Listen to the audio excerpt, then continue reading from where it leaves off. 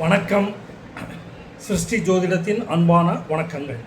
உத்திரம் நட்சத்திரம் முதல் பாதம் சிம்ம ராசியிலும், உத்திரம் 2, 3, 4 பாதங்கள் கன்னியா ராசியிலும் வருகிறது. இந்த பராபவ ஆண்டில் குரு பெயர்ச்சி மிதுனத்திலிருந்து கடகத்திற்கும், கடகத்திலிருந்து சிம்மத்திற்கும், மீண்டும் சிம்மத்திலிருந்து வக்ரகதியாக கடகராசியில் சஞ்சரித்து குரு பகவான் பலாபலன்களை தரவிருக்கிறார்.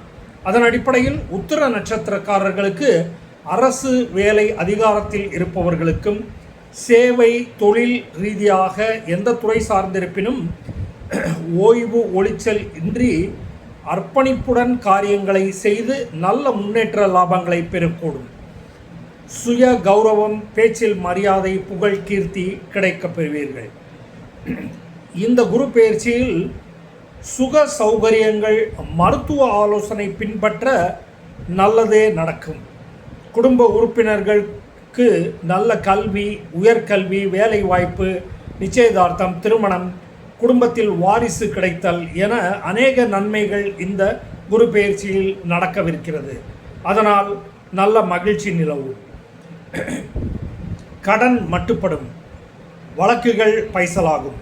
மேலும் பங்காளிகளிடையே மனஸ்தாபங்கள் விலகி ராசியாகக்கூடும். வெளியூர், வெளிமாநிலம், வெளிநாடு கல்வி, வேலை வாய்ப்பு எல்லாம் குடும்ப உறுப்பினர்களுக்கு கிடைக்கப் பெறுவீர்கள். எல்லா நன்மையும் உண்டாகும். மனைவி வழியில் குரு பெயர்ச்சியில் அதிக அதிர்ஷ்டங்களும், சொத்துக்கள் குவிதல், பணப்புழக்கங்கள் அதிகரிக்கும். வியாபார கூட்டாளிகள் வழியாக பிரயாணங்களில் அநேக நன்மைகள், வியாபார விரிவாக்கம், புதிய ஒப்பந்தங்கள் கிடைக்கப் பெறுவீர்கள். தந்தை, மூத்தோர், ஆசிரியர் போன்ற நல் வழிகாட்டிகளும் துறை சார்ந்த நிபுணர்களின் ஆலோசனை பின்பற்ற நல்ல முன்னேற்றங்கள் காண முடியும். வீடு, வாகனம் இவற்றில் முதலீடுகள் பெருக்கி வாழ்வீர்கள்.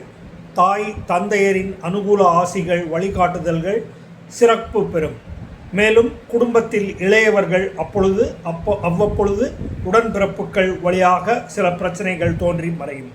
அலுவல் பணியிடத்தில், தொழிற்சாலைகளில் சகாக்கள், தொழிலாளர்களால் சிறு பிரச்சனைகள் தோன்றி மறையும்.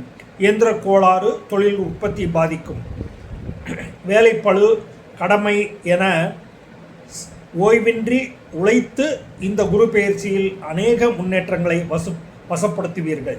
இருப்பினும் அவ்வப்பொழுது குரு ஸ்தலங்களுக்கு சென்று வருவதாலும், அருகில் உள்ள நவகிரகத்தில் சன்னதியில் இருக்கும் குருவுக்கு அபிஷேக ஆராதனைகள் செய்வதும், ஆசிரியர் குருமார்களுக்கு உதவிகள் செய்வதும், பிராமணர்களுக்கு அன்னதானம் போன்றவற்றை பண உதவி செய்வதாலும் சிறப்பு சேரும்.